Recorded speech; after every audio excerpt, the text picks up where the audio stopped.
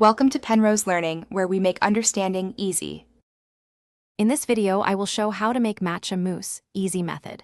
Whisk 2 teaspoons sifted matcha with 2 tablespoons hot water until smooth, mix in sugar, fold in whipped cream, chill for 2 hours, and serve garnished with a dusting of matcha and fresh berries for bright flavor and light texture. Use cold, heavy cream and whip to soft peaks, do not overwhip, and sift matcha for a smoother mousse. Gather matcha, heavy cream, sugar, and water, and have a bowl and whisk ready. Use ceremonial or culinary matcha depending on flavor preference, and adjust sugar to taste. For a vegan option, substitute coconut cream and ensure it is well chilled before whipping to maintain mousse structure. Chill bowls and beaters for quicker whipping, and try adding vanilla or white chocolate for extra richness if desired. Keep toppings simple to highlight the matcha flavor naturally. Quick recommendation: if you're enjoying this video, please subscribe and like to support more easy recipes.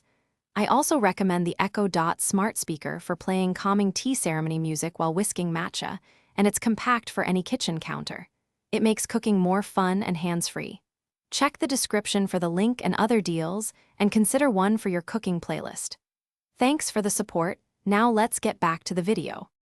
Whip cream to soft peaks, then fold gently into the matcha base in 3 additions to keep air and light texture. Spoon into serving glasses and tap gently to remove large bubbles, then chill at least 2 hours for set.